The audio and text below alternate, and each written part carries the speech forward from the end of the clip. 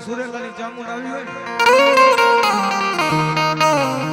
એ માથાનો તાજ ચામુંડ છે ને તો દિલનો ધબકારો બાપ મારા કાલિદાસ બાબાનો વ્યવહાર બાપ મારી મેલડી છે પણ દુનિયાની માલિકો ક્યાંક મારા સુરેલા ભૂલા પડી જાય ને અને મન ચામુંડ ને ટપોરો કરે મધરાય તો કદાચ જો મારે દેખાડવા ન જાવ ને એ તેથી તો હું સુરેલાની ચામુંડ ન હોય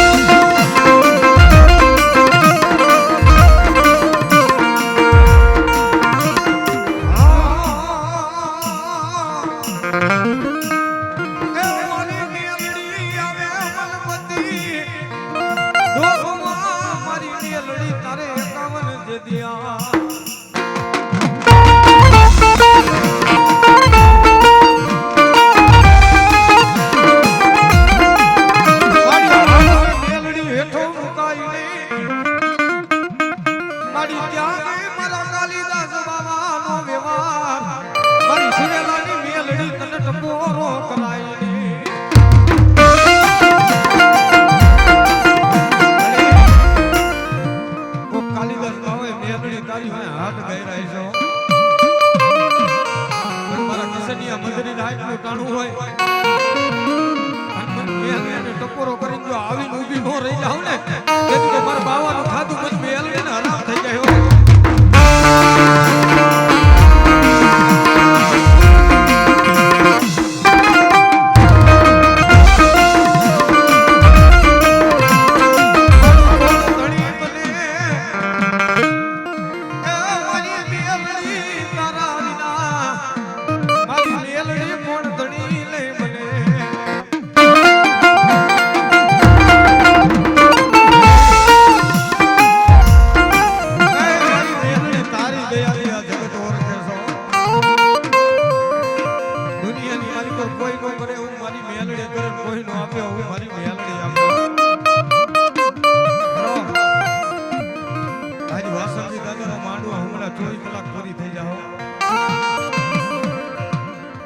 વિશ્વાસ કોને કહેવાય ભરોસો કોને કહેવાય ઘણા માનવામાં જોઈશું માતાજી કાળી નાગણી બનીને આવે કોઈ માણાના રૂપે આવે કોઈ પશુના રૂપે આવે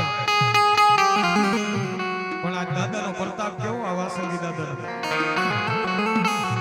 માંડવાનો ટાઈમ લેવાનો હે મનની માલિકો એક કરણભાઈ થોડા કર્યો જોજે દાદા તારો માંડવો નો બગડ્યો હમી હાઈ ને તાણું થયું ને વાદળા ઘેરાઈ ગયા હતા વાસંગીને કીધું હો જોઈ દાદા આબરૂ તારા હાથમાં છે એ વાસંગી આબરૂ તારા હાથમાં છે દુનિયાની માલિકો મારા વિનિયા મારો માંડવો ચાકો પડી જાય ને તેથી હું આ વાસંગી ક્યાંક હોઈ ગયો હોય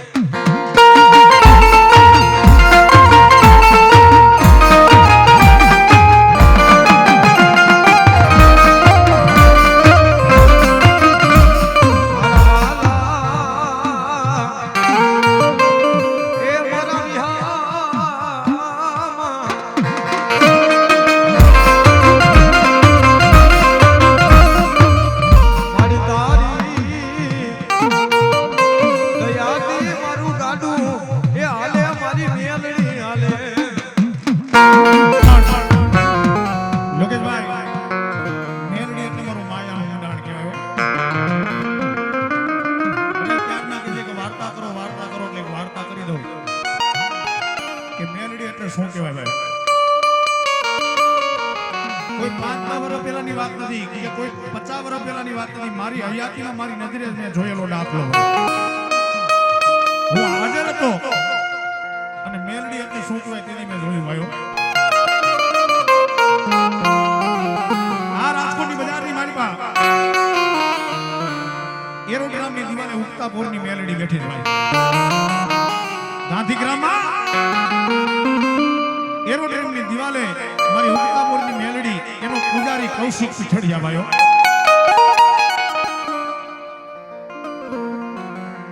એમની એ કૌશિક પીઠડિયાને એવું થયું કે આયા માણસો દર્શન કરવા આવે છે ને એટલે માતાજીનો નાનો બોકડો લઈ આવ્યા ભાઈઓ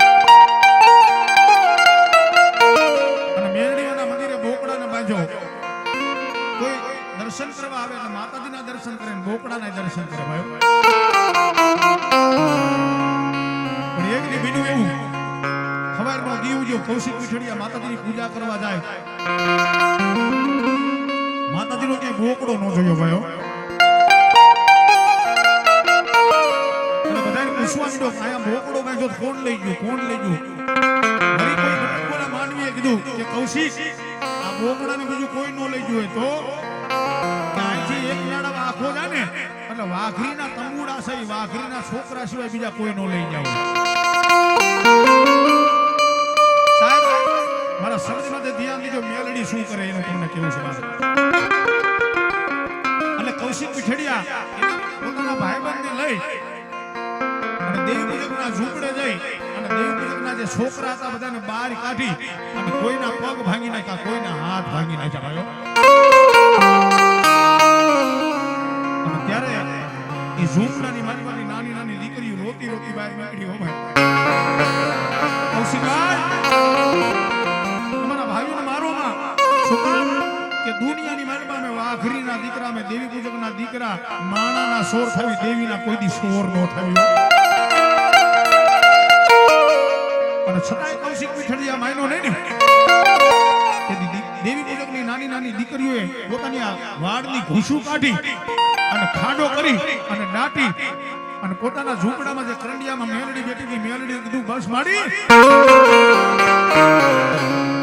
દુનિયાની માલમાં જો આજ અમને વગર વાંકે કોક મારી જાય તો જગતની મારે પા આજે મારી મેલડી ત્યાં કામતરું કરી ગઈ હોય. સાહેબ કહેવા દો રાતના 12 વાગે કરંડિયાની માલમાંથી કાળી નાંગણી ફુફાડો મારી થઈ બેઠી. એ મારી દેવી પૂજકની નાથ જે કૌશિક પીઠડિયા આ તમારા દીકરાને મારી ગયો છે ને અત્યારે રાતના 12 વાગે અને કૌશિક પીઠડિયા ઘરની મારીમાં તો મનાટ નો માંડું તું મેં આ લેડીનો.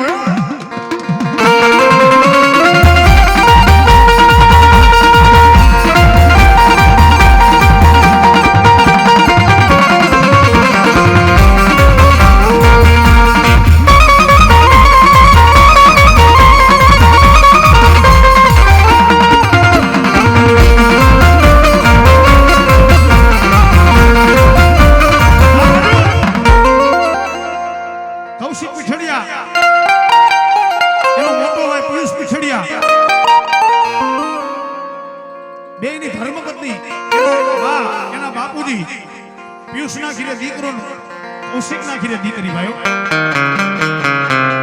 8 જણાનો પરિવાર હતો પણ હજી એક બીજા દવાખાને લઈ જાય ને એક બીજા 80,000 રૂપિયાની દવા થાય અને એને જે દવાખાનેથી રજા આપે ને ઘરે લઈને આવે ને ત્યાં ઘરમાંથી અવાજ આવે કે બાપુને મજા નથી. હો મારા શબ્દમાં ધ્યાન દીધો, મેલડીનો માર કેવો કહેવાય, મેલડી પ્રમાણ કેવું આપે. આમ કરતા કરતા 7 જણાને દવાખાને લઈ ગયા. મેલડીએ વિચાર કર્યો કે હાથને દવાખાને લઈ ગયો છતાંય માનતા નથી. હવે આનું 8મું આ બે ભાઈ વસારે એનો કુળવંશ એકનો એક દીકરો રહ્યો ને એને દવાખાને લઈ ગયા ભાઈઓ. દવાખાનાની માનમાં ડોક્ટરે કીધું ભાઈ તમારે જ્યાં સાઈન કરવી ત્યાં કરી નાખો. શું કામ કે આ દીકરો કોમામાં આવ્યો જો આ દીકરાની કોઈ જવાબદારી નથી, આની કોઈ ગેરંટી નથી. હો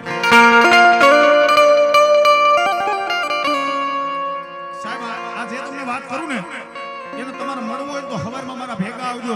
ગાંધીગ્રામ ઉક્તાપોરની મેલડીનો પૂજારી છે, આ હાલમાં છે અત્યારે ભાઈઓ.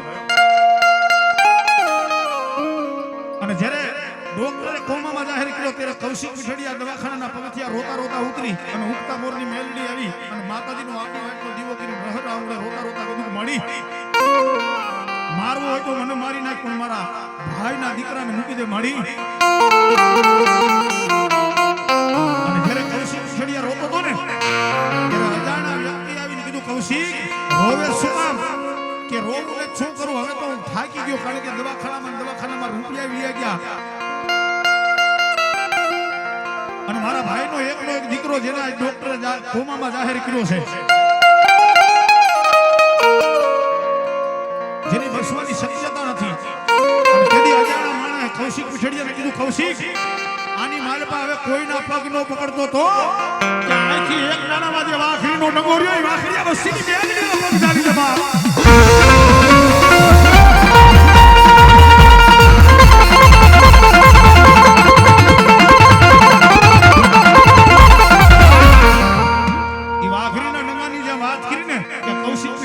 ટાઈટ થઈ કે વાઘરીના ઝૂંપડે જઈને વાઘરીના છોકરાઓને માર્યા હતા. વાઘરીની મેલડી તો આજ મારા ઘરમાં મંડાણ માંડવા નહીં ઉતર્યું ને.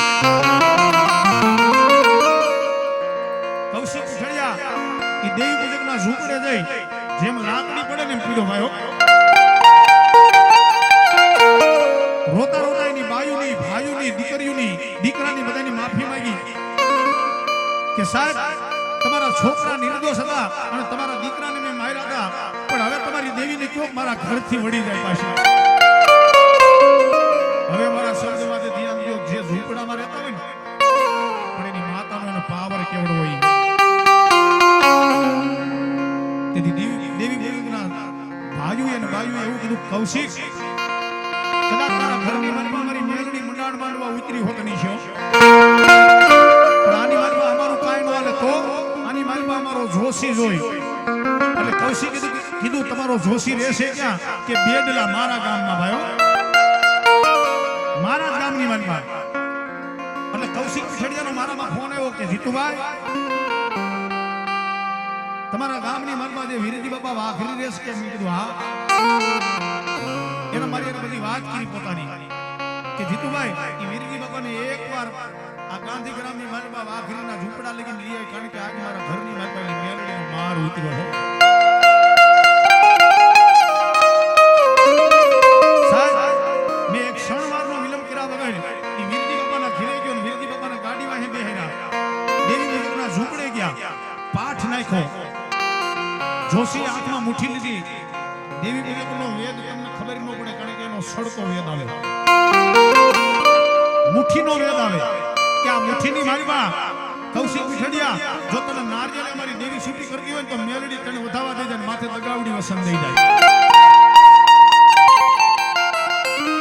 જો પણ આ મુઠ્ઠીની મારીમાં તને વધાવા અને વસન ન આવે તો વેદ બીજો બાંધવાનો, એનો સડતો વેદ આવે, એના વેદની તમને ખબર ન હોય, મારે એનો ઉલ્લેખ ન કરે. પણ દેવી પૂજકના ઝૂંપડાની માલમાં દેવી પૂજક કૌશિક પીઠડિયાને કીધું, કૌશિક દુનિયાની માલમાં જો કદાચ અમારી દેવી ગુલાબી માંડવો માંગશે તો તારી હાથ પેઢી ભેગી થાય છે તો અમારો ગુલાબી માંડવો નહીં દેવાયો.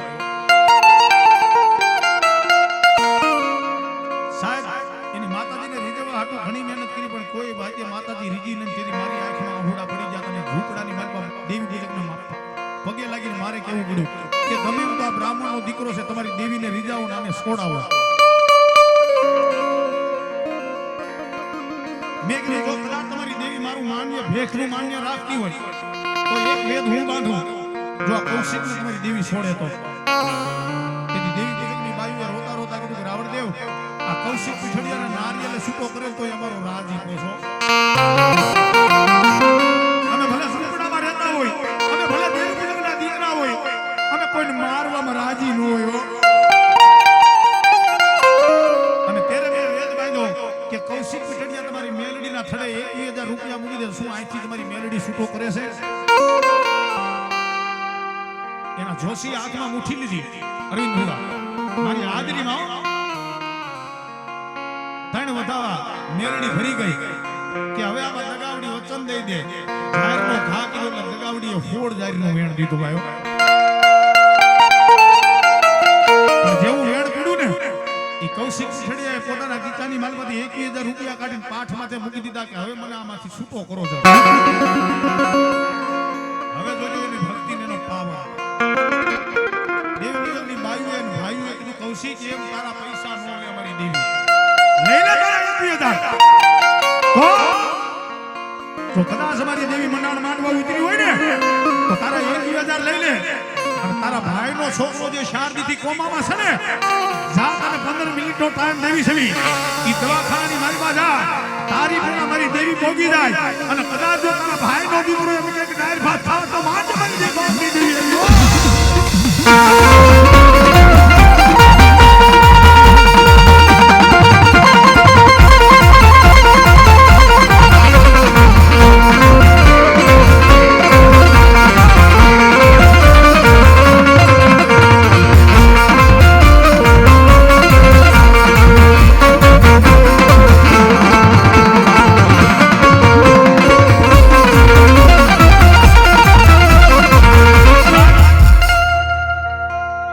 પછી તો મને એવું થયું કે હવે આ જોતું જ જાવું કરણભાઈ. કૌશિકને કીધું હાલ દવાખાને જવી. કૌશિકે રોતા રોતા મને કીધું કે રાવણદેવ આ દેવી પૂજકરિયાની બંડા ગાંડા થઈ ગયા છે. શું કામ કે શાંતિથી મારો ભાઈનો દીકરો કોમામાં છે ને આ મને 15 મિનિટનો ટાઈમ દેશે. શું 15 મિનિટનું મારે તો મારો ભાઈનો દીકરો બેઠો થઈ જાય? કહેવા દે કૌશિક, જગતના દેવી પૂજકની મેલડીનો ભરોસો નથી હો. આ એનું માયાનું મંડાણ છે બાપ. અમે બે ગાંધીગ્રામના ઝૂંપડાની માલમાંથી જ્યાં ભાઈના દીકરાને દાખલ કર્યો તો ન્યાય ગયા. ચોથાવાળા દીકરાને દાખલ કર્યો તો પણ જેવા અહીંયા રૂમમાં પ્રવેશ નતા થયા ને ત્યાં તો કૌશિક પીછડિયાના મમ્મી એના બા અમને હામ આવ્યા અને એના બાએ એવું કીધું કૌશિક બોલ તો ઓલા દેવી પૂજકનો વ્યવહાર પૂરો કરીને આવ્યો છો. તેથી કૌશિકે કીધું મારી તને કેમ ખબર પડી કે કૌશિક ઈ દેવી પૂજકની મેલડીનો વ્યવહાર પૂરો થયો હોય ને તો જ વિષ્ણુ છોકરો દાળ ભાત માગે તને આજે નો માગે કાલે નો માગે.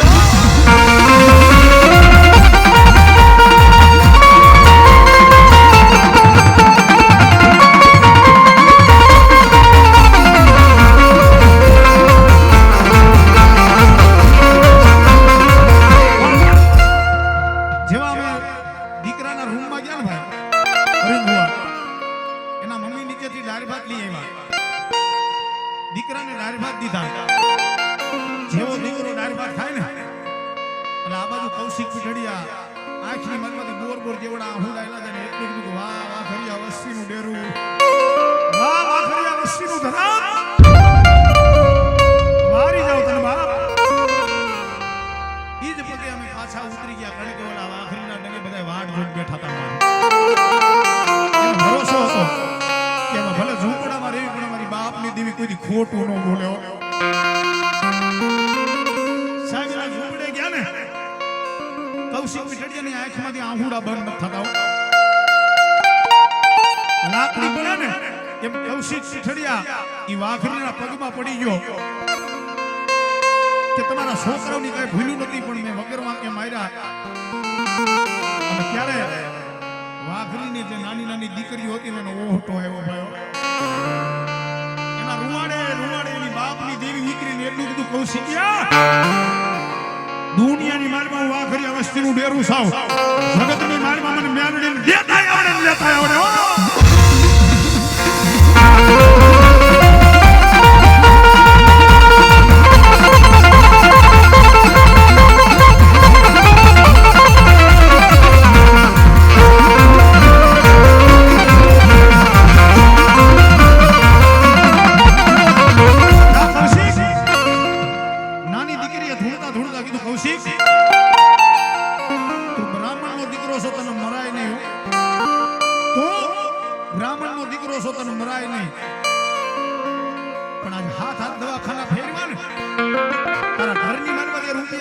ખાલી થઈ ગયા.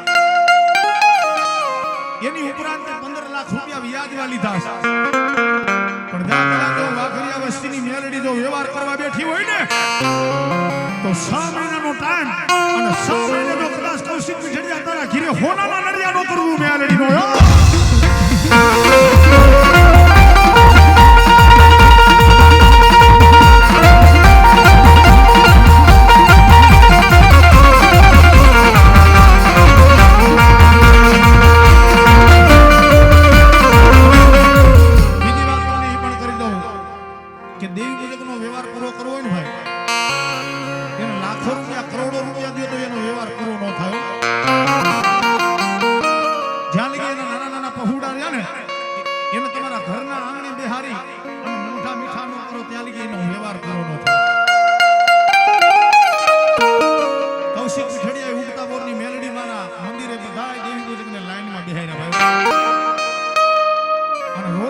પેડા ખવડાવ્યો ભાઈઓ.